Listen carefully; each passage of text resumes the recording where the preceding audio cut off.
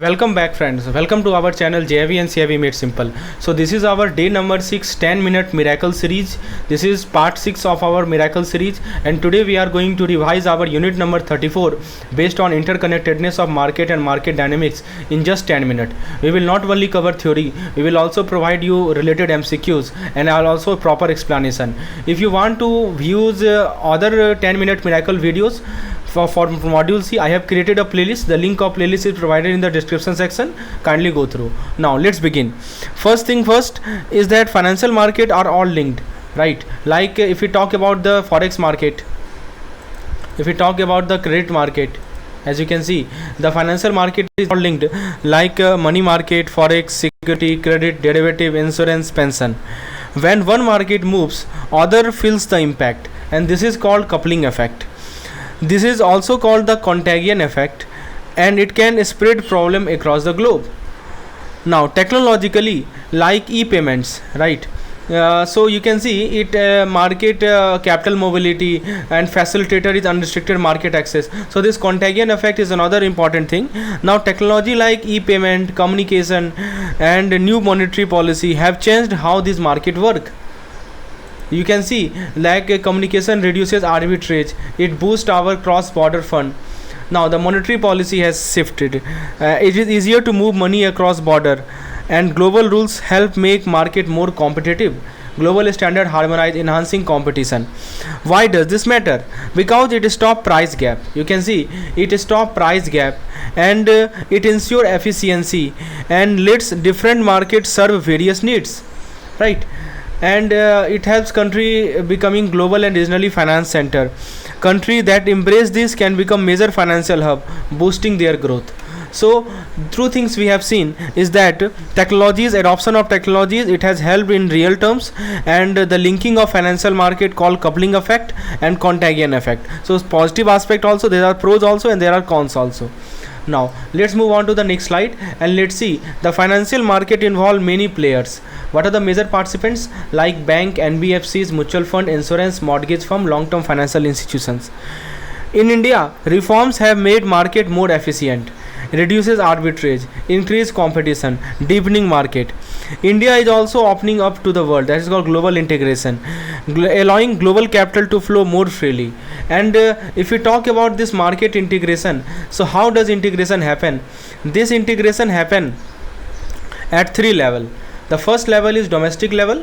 The domestic level means within the country, it links segment, aid portfolio diversification. Then the next is global level, across borders, open market to cross border services. And at regional level, like the ACU, that is called Asian Clearing Union. Let's talk about ACU. ACU was set up in 1974 by ASCAP to settle payment between countries, and in the region it helped reduce cost. It help reduce cost, it is safe foreign exchange, and it has support trade. And this is main 3 points you have to keep regarding ACU. And it function, it acts like a multilateral payment, offset, debit, credit. And members are, this question can be asked, who are the member? Bangladesh, Bhutan, India, Iran, Maldives, Myanmar, Nepal, Pakistan, and Sri Lanka. Question can be asked, who cannot be a member? Now let's talk about this financial integration. The financial integration promote trades, economic of scale, and competition. Now, however, it comes with a risk depending on how developed the market are and how much integration occur. Level of integration and financial development. Domestically, the integration help mobilize saving.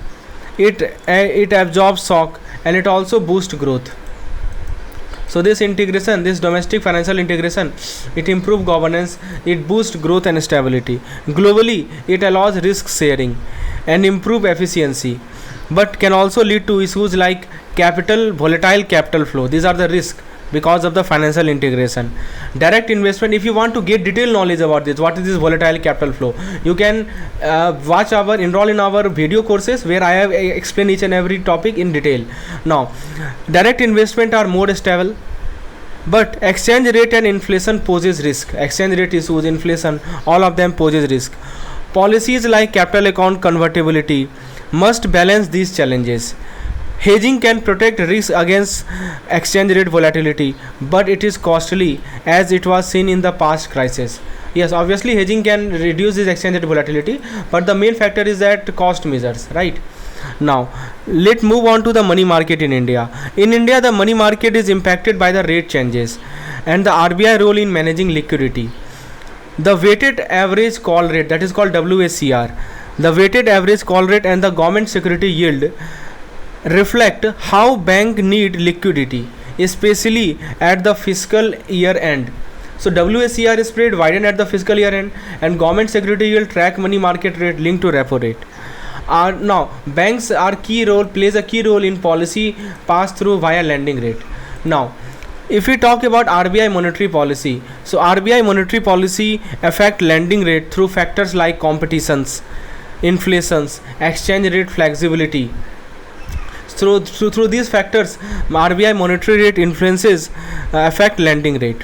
Corporate and government bond rate are linked as they both follow interest rate. You can see corporate versus government bond positive correlation due to interest rate.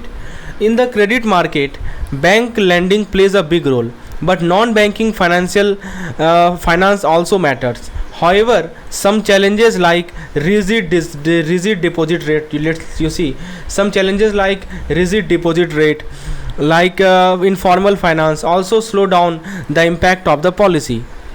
Now let's move on to the repo rate. As you can see, the repo rate directly influence lending rate by affecting the cost of fund cost, right?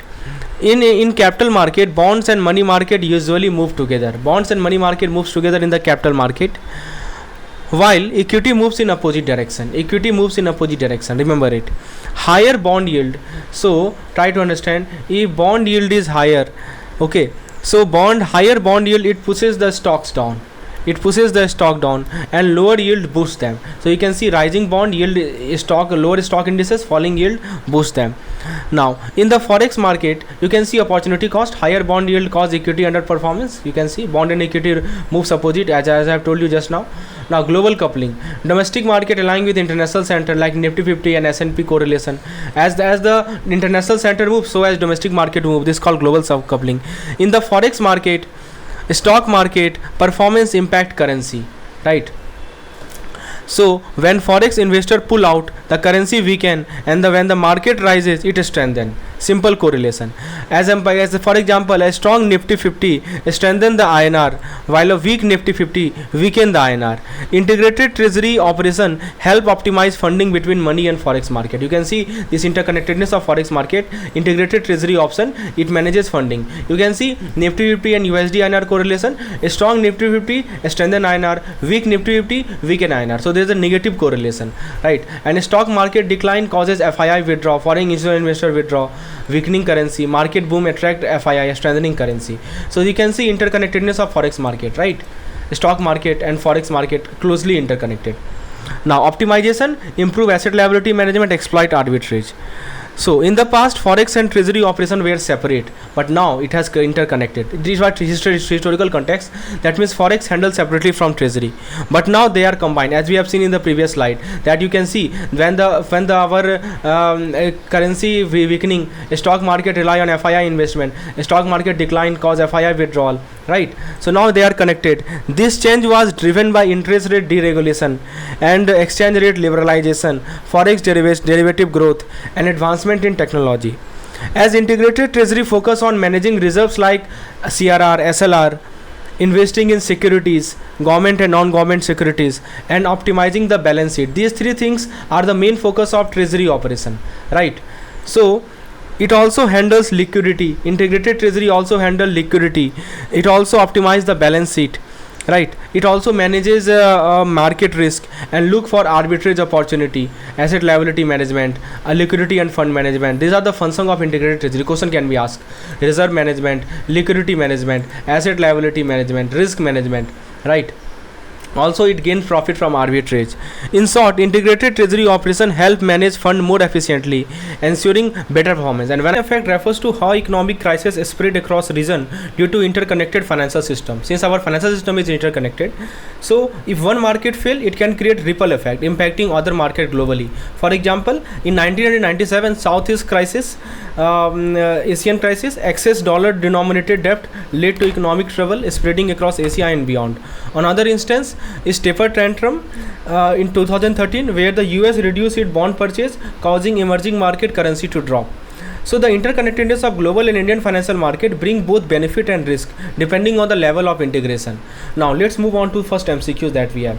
The first question says, which of the following describe the interconnectedness of financial market and its global impact? Financial market are isolated with little to no effect. Wrong. Financial market like money, security, forex, credit, derivative are globally interconnected, leading to a coupling effect where one market disturbance is spread globally across contagion. Market integration allowing risk-adjusted return facilitated by unrestricted access and capital mobility. Correct. Obviously, this is correct answer. Option C say financial market are primarily influenced by domestic saving and operate independently from international saving. Incorrect, because there is something called global integration, and the integration of the financial market has limited impact on global financial hub. This is also wrong. Let's see next question. Which of the following base describe the role of market participants and the level of financial market integration, particularly in India and within the ECU? Option A say market participants in India such as banks, NBFC, mutual fund primarily operate within domestic market with little impact on international integration. So this is incorrect option. They have significant impact on international integration. Market participant, option B says market participant including banks, NBFC, mutual fund, insurance company plays a key role in both domestic and a global financial market integration. India has introduced reform to enhance efficiency, reduce arbitrage, deepen market through methods like easy restriction, lowering cost. The ACU formed in 1974 facilitated multilateral payment settlement to conserve forex reserve. Obviously, option B is the perfect answer. Option C say India market integration is focused exclusively on domestic market with no global capital account liberalization. Wrong. Global market integration in India is driven by ECU, which manages all form of market participants and reform India. This is also wrong. Let's move on to the next question. Which of the following accurately captures the benefit and risk of the financial integration, both domestically and internationally, as well as the role of capital flow and monetary policy? Option A say financial integration only promote international trade and liberalization but poses no risk for sovereign or institution, and capital account convertibility always benefit the economy without causing inflation. No.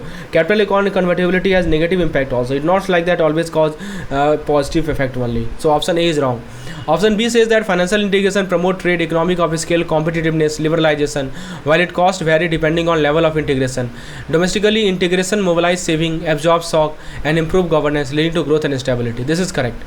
Option C says that domestic financial integration focuses solely on mobilizing saving with no impact on governance or growth. This is wrong. Option D says that international financial integration benefit macro discipline but has little impact on risk sharing. This is also wrong. Next question, which of the following best describe the relationship between the money market, government security yield and interconnectedness of capital market, particularly regarding money monetary policy transmission?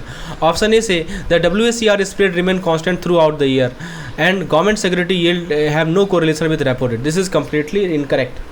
Because the reason is that WCR spread widen at the fiscal year end due to the bank needing more liquidity. Already I have told you that WCR needs widen at the year end, and government security yield are linked to the money market rate and repo rate, which impact our lending rate. Option B is correct. Friends, if you need PDF like this, you can enroll in our INIFS capsule course program, in which for each and every unit we provide 10-minute miracle session in the form of videos as well as PDF. So that's all for today. Sign in. Do subscribe our channel for receiving more content like this. I will be providing this such type of content on daily basis.